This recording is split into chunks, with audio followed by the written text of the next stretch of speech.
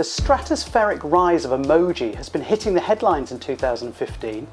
Its rapid adoption on a global scale raises fundamental questions about the changing nature and status of language in the digital age. Here are my responses to some of the burning questions that I've been asked on this front in the broadcast and written media over the past year.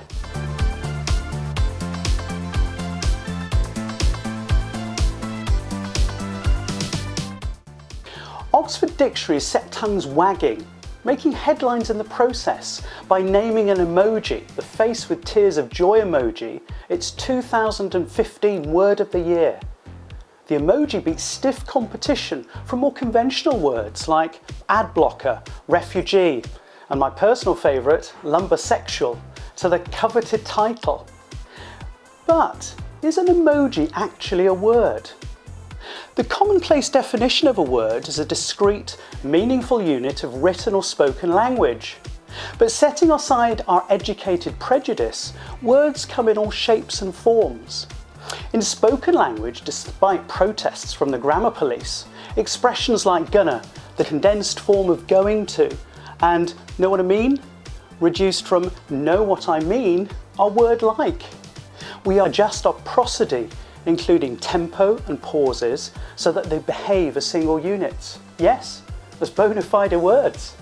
And condensing or telescoping multi-word units is par of the course. No one would object to goodbye being a perfectly acceptable English word, presumably. But it's a condensed form of the longer phrase, God be with you, common in the language of Shakespeare. And of course, the gestured signs in sign languages are word-like too. We now know that sign languages really are the functional equivalents of spoken language. So, can an emoji be a word? Just like the words that populate our magnificent bastard tongue, as John McWhirter so aptly dubs English, emojis often do function in word-like ways. In text speak, when someone writing to their spouse says, "Don't forget to feed the cat," with the cat emoji replacing the word, this is an instance of what linguists refer to as code switching, an expression from one language being embedded in a sentence using another. Emoji is a system of communication, and in this instance, an emoji is being used in a word-like way. In our brave new digital world, emoji really is the sign of our times. Over 80% of us now use these colourful glyphs on a regular basis in digital communication. And from this perspective, Oxford Dictionaries were perfectly entitled to name an emoji as their 2015 Word of the Year.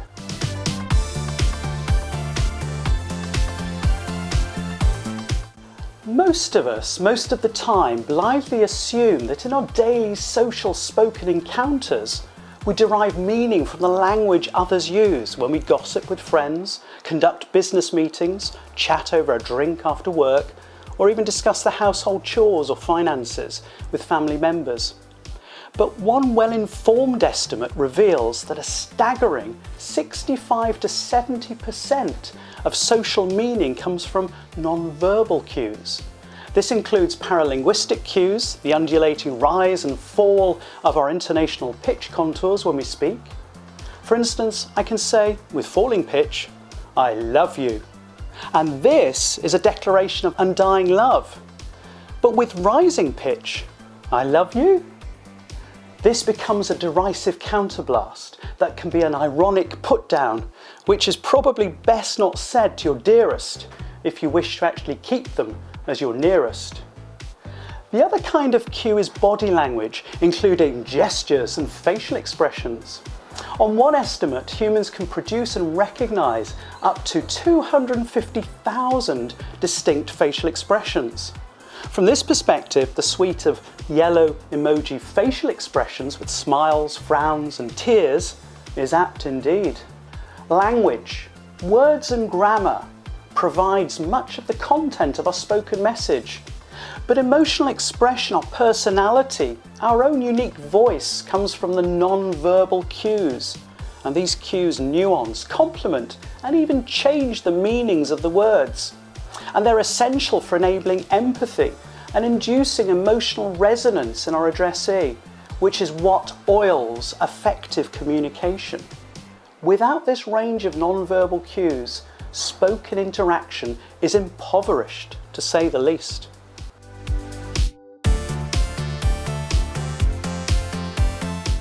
We've all experienced the angry jerk phenomenon, the email or digital communication we receive from someone we know to be otherwise sane and calm, who comes across as a shouty, angry twerp. And this is because digital text alone sucks the empathy out of the words. Once we press the send button, we lose control of how the message is interpreted, and the addressee has no way of knowing whether the sender is serenely sipping a martini beside a tropical pool or sending it in red-faced midnight rage. And this is where emoji comes in. It is to text speak what intonation and other non-verbal cues are to our spoken words. It adds a personal voice to the message. It signals how the word should be interpreted. It nuances and complements them, affecting their tone, their meaning even. An emoji is a visual gestalt. It provides a complex emotional spectrum in a single glyph. Oxford Dictionaries' laughing face with tears of joy emoji being a case in point. And it's almost impossible to be mean using emoji. Who can be offended, even when receiving an angry face emoji? After all, the somewhat childish glyphs are mean proof. They are more than mere splashes of adolescent colour. There can be no doubting the expressive power of emoji.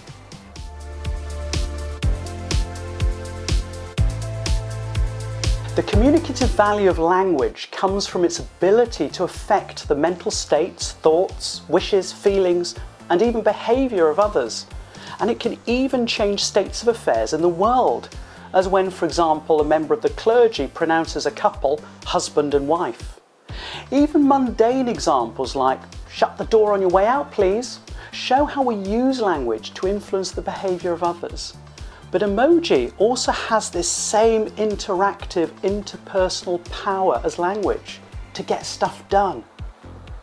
In early 2015, a Brooklyn teenager was arrested for threatening the NYPD. He'd posted an alleged terroristic threat on a public Facebook status update. But what hit the headlines was this: the alleged threat didn't use language, but rather emoji, and specifically gun emojis pointing at a police officer emoji. The New York District Attorney issued an arrest warrant precisely because his judgment was the emojis were functioning in a similar way to language. It was as if the teenager had written, "Gonna shoot me a cop." And this, probably the world's first ever alleged emoji terror offence, reveals the communicative power of emoji. It can behave in very language-like ways. Of course, emoji is not a fully fledged language. It doesn't have a grammatical system, for instance, and only a relatively limited vocabulary. A little under 1,300 emojis exist in the 2015 Unicode standard. But some have even attempted to redress this. A visual designer recently translated Lewis Carroll's classic Alice in Wonderland, a book of over 27,000 words, into emoji, using around 25,000 of the glyphs.